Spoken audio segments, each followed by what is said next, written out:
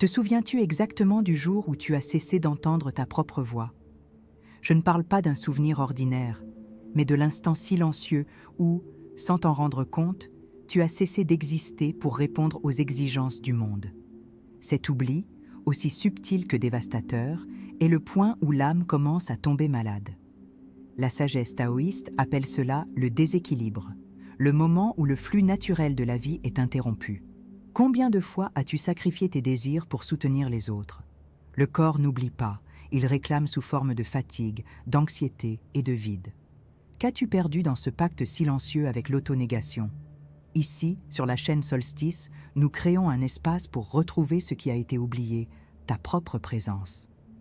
La proposition est simple, montrer comment les rituels taoïstes, alliés à l'autocompassion bouddhiste, peuvent redonner clarté, énergie et direction.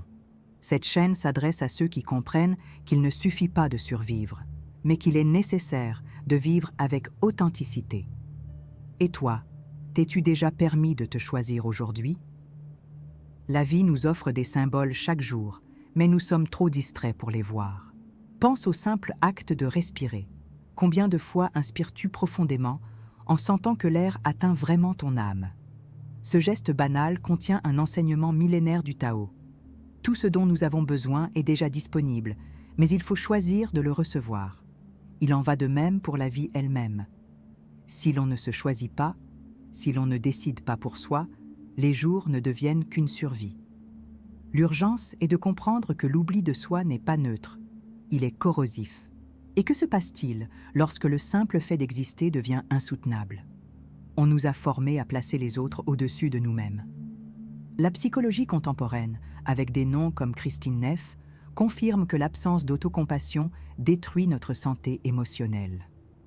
La philosophie taoïste ne fait qu'anticiper ce diagnostic en affirmant que celui qui s'éloigne de soi interrompt le flux vital.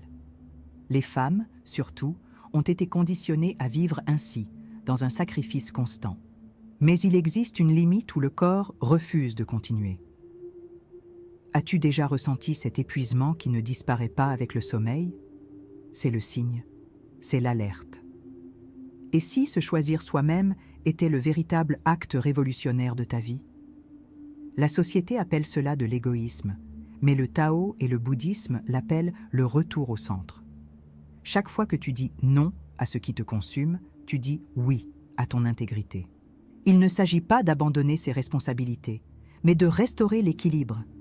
Il est possible de prendre soin du monde sans s'abandonner, mais seulement après avoir pris soin de soi en premier. C'est la base de toute transformation. La question est, combien de temps encore vas-tu attendre pour te retrouver? De petits gestes qui ouvrent l'espace à de grands changements. Tu n'as pas besoin de quelque chose d'extraordinaire. Tu as seulement besoin de discipline pour te tourner vers toi-même. À chaque vidéo, j'offre ce chemin concret, fondé sur la sagesse ancestrale et les preuves psychologiques actuelles. Ici, tu trouveras de la clarté, pas des promesses. Le contenu est destiné à ceux qui veulent cesser de se perdre dans le bruit du monde. Et toi, acceptes-tu cette invitation? Si tu sens que ce message résonne en toi, n'ignore pas cet appel. Chaque jour qui passe sans reconnexion est un jour volé à ta propre vie. La vie n'attend pas indéfiniment, elle continue, même si tu n'es pas présent. Ne permets pas que ton essence se perde dans l'excès d'obligation. Cette vidéo peut être le début de ton retour, mais seulement si tu acceptes de marcher avec nous. Abonne-toi à la chaîne Solstice et laisse ton like. En 1974, un moine bouddhiste tibétain appelé Chogyam Trungpa relata une expérience où il réalisa avoir passé des années à enseigner la compassion aux autres, tout en ignorant son propre besoin de repos et de soins personnels. Il confessa que son corps s'était effondré en silence, l'obligeant à se retirer temporairement de sa mission. Ce récit révèle quelque chose de commun. Nous nous oublions nous-mêmes au nom de causes extérieures. Le détail le plus marquant de sa mémoire fut l'instant où il ne parvint pas à se lever du lit, sentant qu'il avait trahi sa propre vie. Cette image nous force à réfléchir. Combien d'entre nous vivons dans cette même illusion de force? Que se passe-t-il lorsque le corps réclame un prix inévitable? Dans l'exposition de ce scénario, nous voyons le dilemme humain universel. l'effort continue de donner de l'énergie sans recharger la source. Le taoïsme enseigne que toute énergie doit circuler, et quand ce cycle est rompu, la vie se fige. La tension commence à se former lorsque nous comprenons qu'ignorer ce flux ne conduit pas seulement à la fatigue, mais à une rupture interne. Ce type d'oubli crée un vide que les conquêtes extérieures ne comblent pas. Le corps, tel un miroir, dénonce chaque négligence à travers la douleur et l'épuisement. Et l'esprit, en silence, commence à imploser en anxiété et en découragement. Que reste-t-il lorsque même l'espérance s'épuise? L'histoire nous montre que le prix du manque de soins est dévastateur.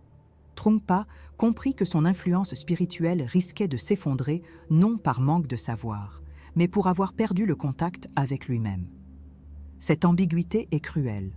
Nous pouvons posséder toutes les réponses intellectuelles, mais continuer à échouer dans l'essentiel.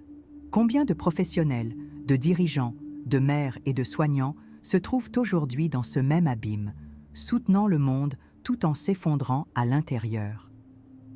Le danger ne réside pas seulement dans l'échec auprès des autres, mais dans le fait de devenir un corps présent et une âme absente. Que se passe-t-il lorsque ton absence à toi-même devient si évidente que même les autres commencent à le percevoir?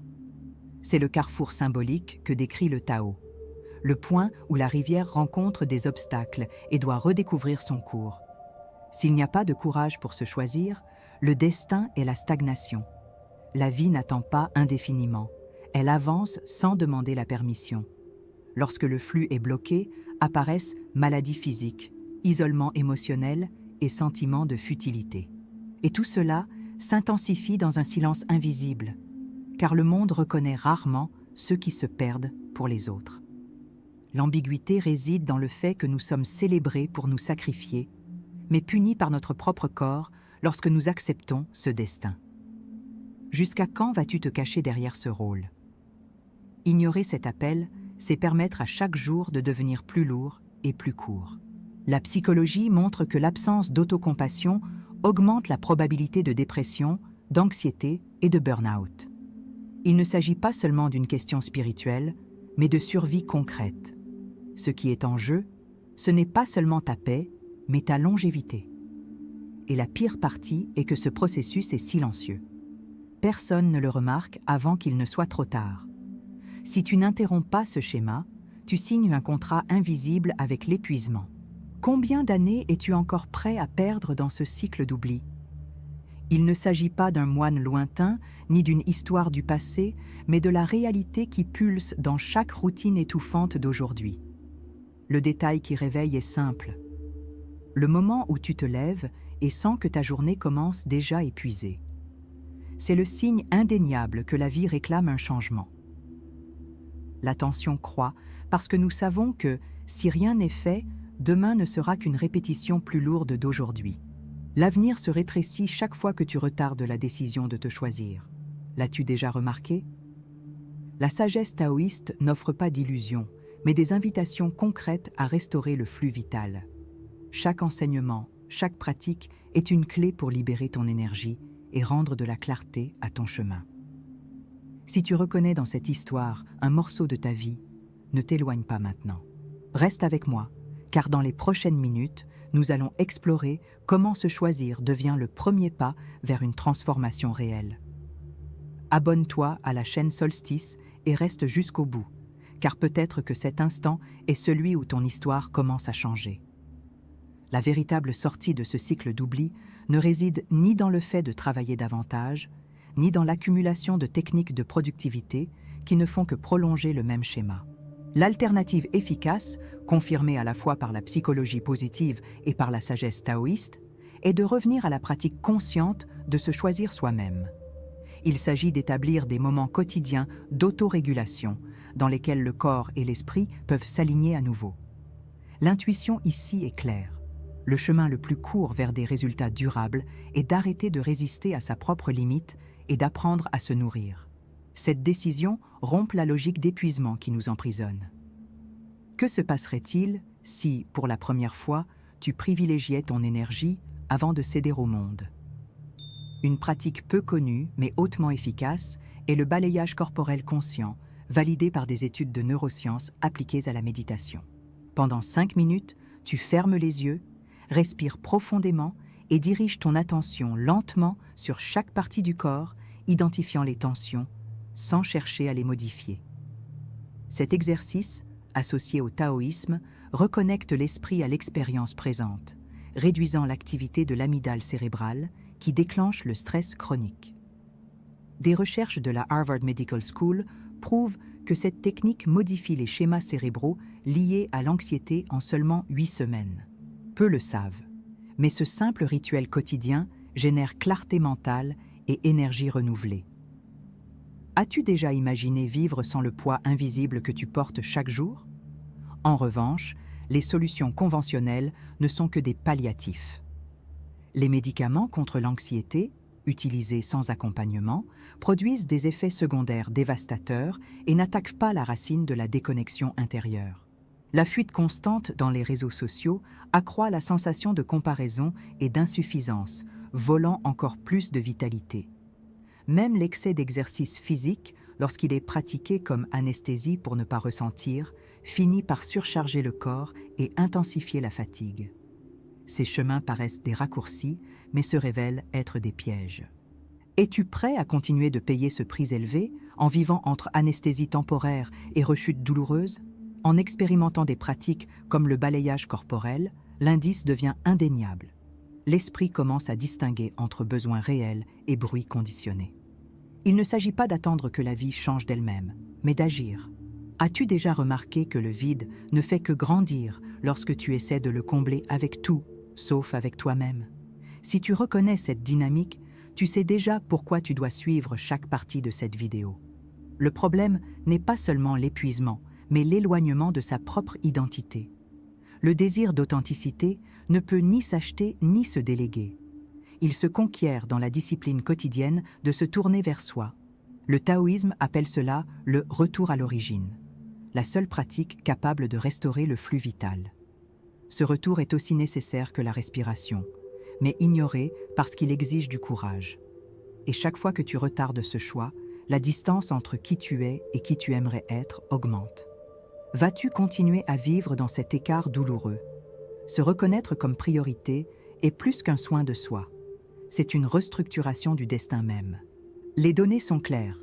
Les études de Christine Neff montrent que l'autocompassion renforce la résilience psychologique, en diminuant les symptômes de dépression dans des populations diverses. Cela confirme ce que les maîtres taoïstes disaient déjà.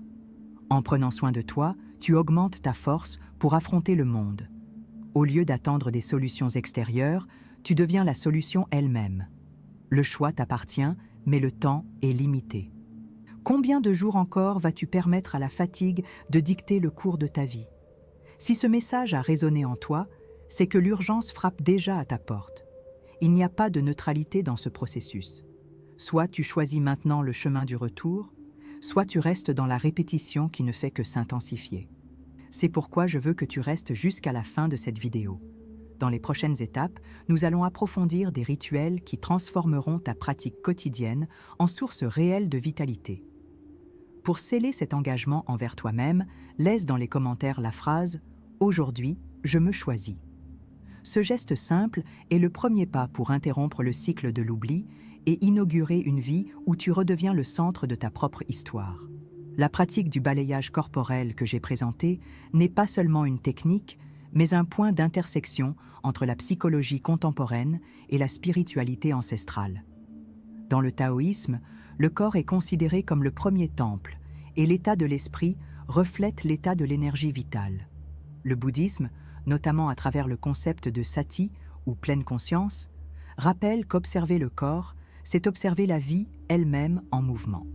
La psychologie moderne, en étudiant le mindfulness, a confirmé que des pratiques comme celle-ci réduisent jusqu'à 38% les symptômes de stress chronique, selon des recherches de l'American Psychological Association.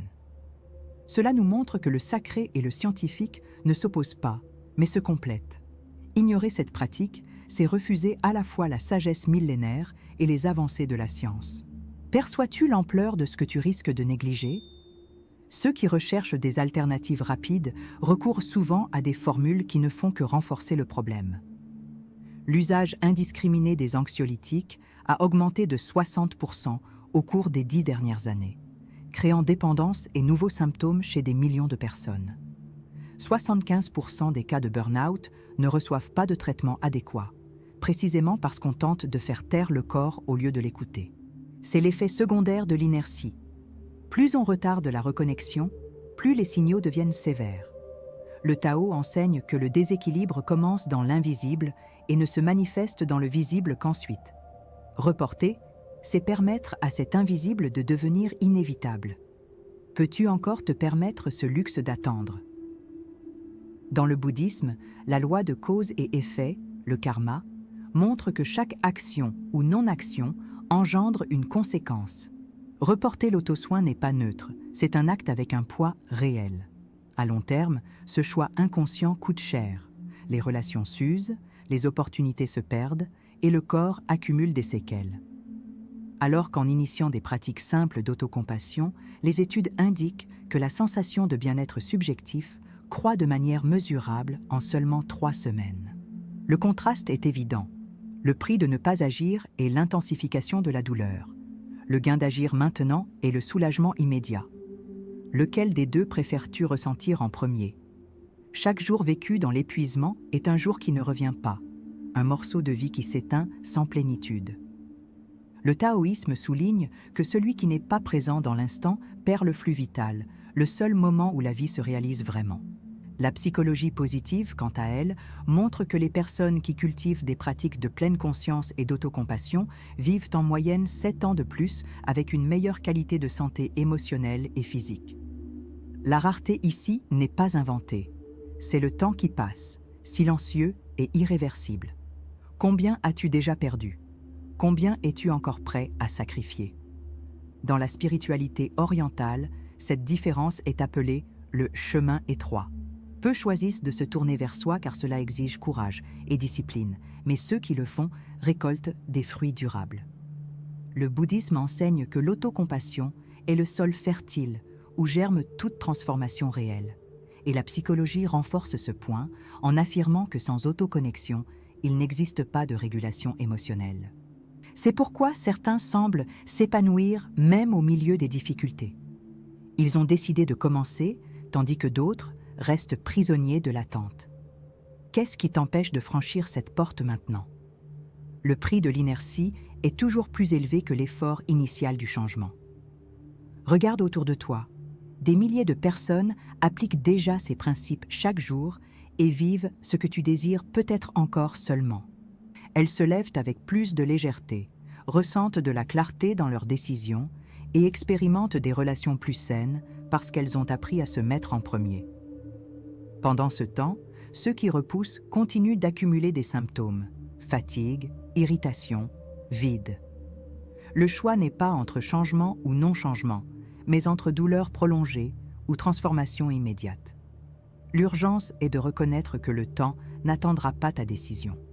Et si tu es arrivé jusqu'ici, avec cette vidéo, tu le sais déjà. L'opportunité, c'est maintenant. Écris dans les commentaires « Je ne me repousse plus » et commence aujourd'hui ton tournant. Le taoïsme nous invite toujours à revenir à la simplicité. Et peut-être que la question qui clôt ce parcours est celle-ci. Si tu ne te choisis pas, qui choisira à ta place?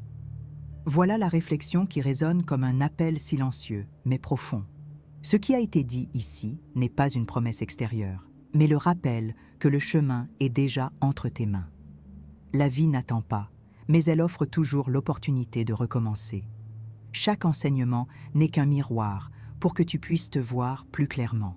Et maintenant, à la fin de cette réflexion, qu'aperçois-tu?